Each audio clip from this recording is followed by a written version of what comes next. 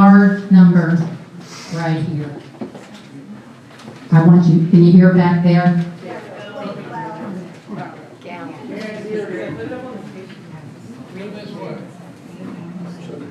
Can you read the number?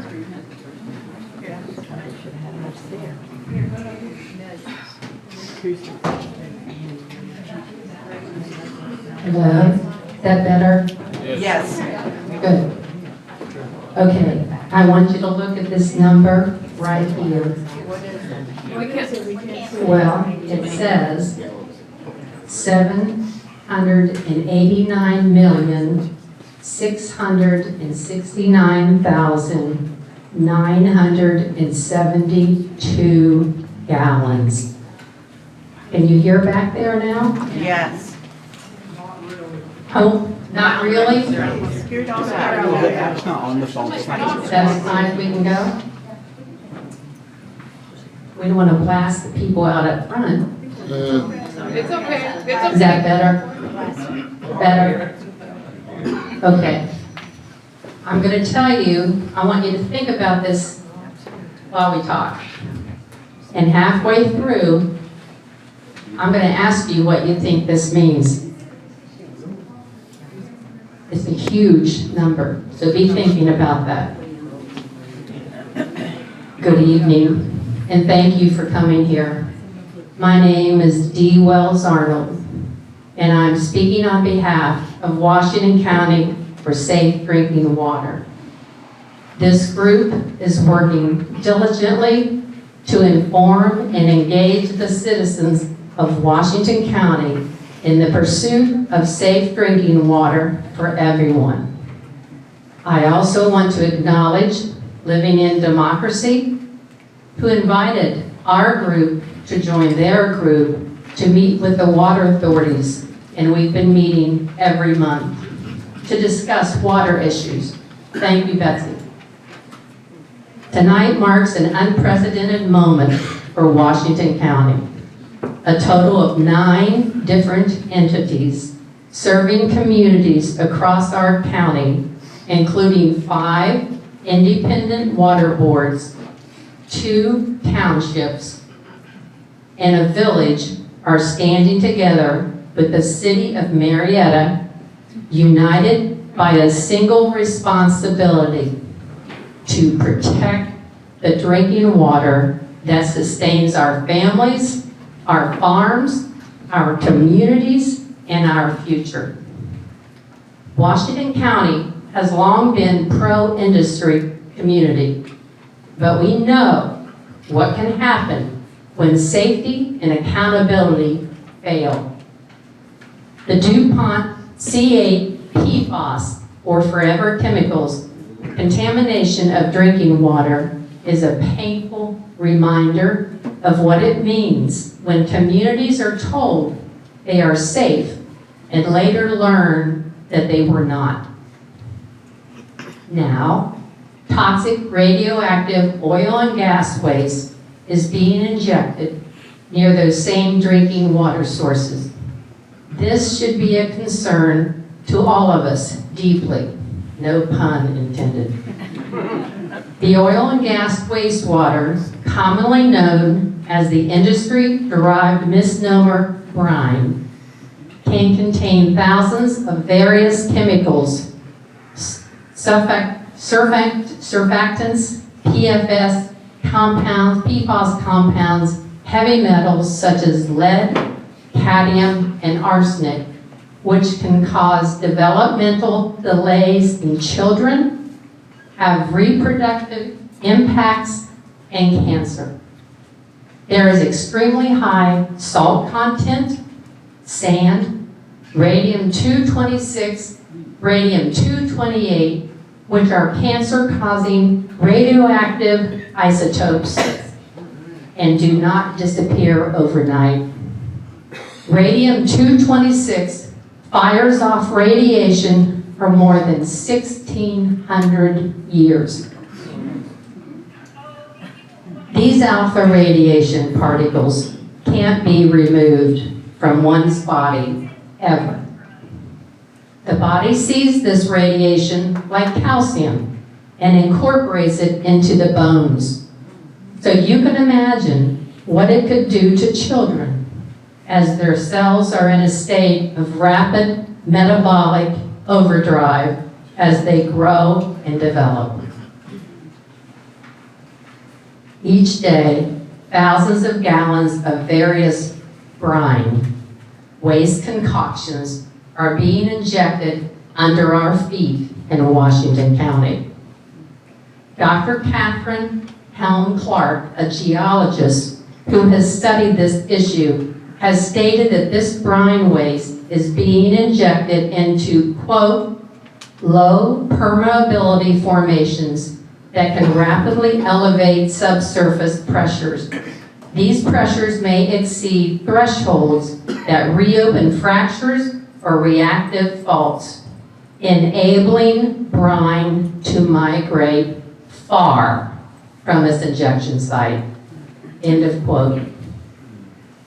Thousands of gallons of this radioactive waste is being hauled to Deep Rock Disposal Solutions facility on Route 7, located near the old Shelley and Sands. The radioactive waste is coming in daily by trucks, and the industry intends to begin bringing waste in via train car and barge. Think of what the consequences could be if a brine truck is in an accident on the highway or spills its content on a street near a school or downtown. Think about a train car derailment like the travesty that happened in East Palestine.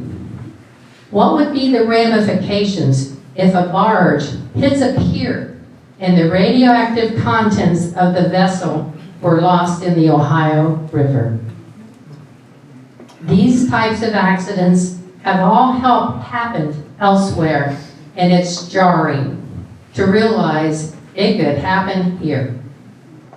The exciting Marietta Levy Park, being built and funded by a $9.4 million grant through the Ohio Appalachian Community Grant Program, park could seriously be jeopardized if there were a barge accident spilling radioactive waste. Unfortunately, due to federal exemption, the various types of vessels carrying the waste are not even labeled or considered hazardous. The industry has enjoyed loopholes for decades because of one single reason. It would hurt their bottom line if they were to properly label this toxic radioactive waste. Our next speaker is Hillary Royce.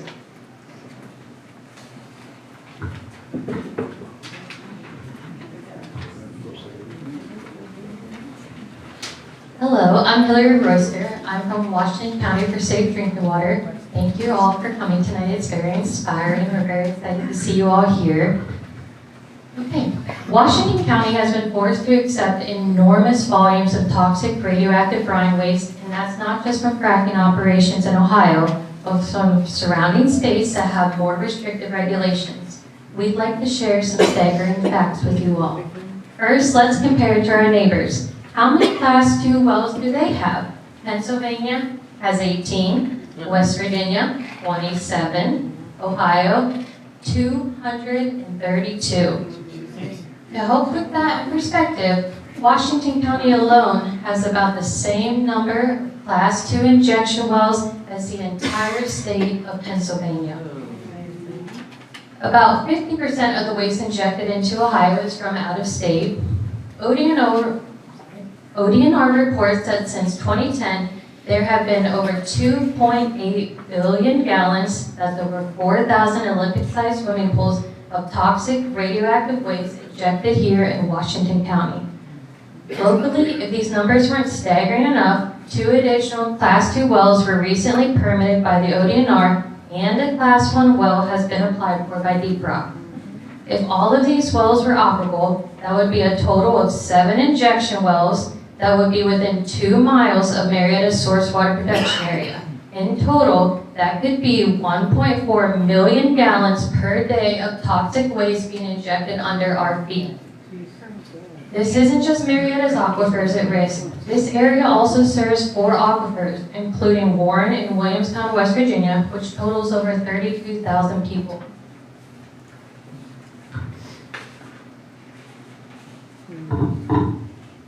The Ohio EPA regulates Class 1 wells. Class 1, quote-unquote, non-hazardous wells inject exceptionally large amounts of chemicals and manufacturing waste, and it is important to note that the term non-hazardous is a legal definition. It is not based in health. There are various forms of commercial industrial waste injected by these Class 1 wells, including landfill leachate, industrial process wastewater, contaminated groundwater, soil remediation fluids, and we also have municipal wastewater from treatment plant residuals. There's more. I want you all to think about East Palestine, Ohio. Some of the water from the cleanup of those derailed train cars went to a Class 1 well in Coshocton, Ohio. There are only 16 active Class 1 wells in the state, and most of these are located in Northwest Ohio, and that is because of their favorable geology. There has only been 1 Class 1 well granted in Southeast Ohio, and it failed. Washington County does not deserve to be the guinea pig for Class 1 wells. You have to think about the proposed Waterford data center. Would waste from that proposed data center, such as battery fluid from the lead acid and lithium ion batteries, refrigerants and cooling systems, ITE waste, cleaning chemicals, and other things be disposed of just 2 miles from our drinking water? The Ohio EPA could issue a draft permit for this Class 1 well anytime now. If the draft permit does occur, it's important for everyone here in this area to attend that hearing. We are hoping it doesn't get that far because in September, over 200 people attended an EPA meeting at Marietta High School to show their disfavor, which is important. If we look beyond what could happen if there was a catastrophic accident like Dee talked about with truck, rails, or barge, the scientific and regulatory record shows that injection well failures, leaks, induced seismicity, also meaning earthquakes, communication with oil and gas production wells, and migration events, they are documented realities, they are not theoretical thoughts. There are numerous examples of incidents like this happening. In fact, 7 injection wells have failed in Southeast Ohio, and 6 of them have been shut down. I would like to clarify that those 6 wells that have been shut down, they've been in Southeast Ohio. Right here in Washington County, the Redbird injection well failed. The Ohio Department of Natural Resources Division of Oil and Gas is the regulatory body that oversees injection of oil and gas waste in the state. We did a public records request for samples taken from the American Growers injection well along Route 7. And guess what? There's only been 1 sample taken by ODNR in 5 years. How can ODNR verify what's being injected? How is 1 sample in 5 years sufficient enough to ensure our safety?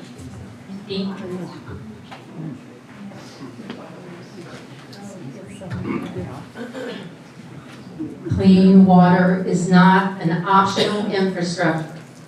Every household, every school, every hospital, business, and farm in our county depends on clean drinking water. For this reason, the following entities have passed and signed resolutions asking for a moratorium on injection wells. Warren, Putnam, Little Hocking, Highland Ridge, and Tri-County Water Boards, along with Muskingum Township and the Village of Beverly and the City of Marietta, all of whom are represented here tonight. Water authorities, would you mind raising your hands?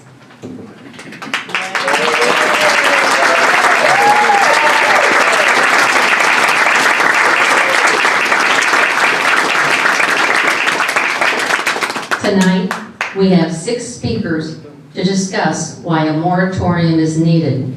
I would like to introduce our first speaker, Marietta's own City Council President, Susan Vessels, and she deserves a round of applause.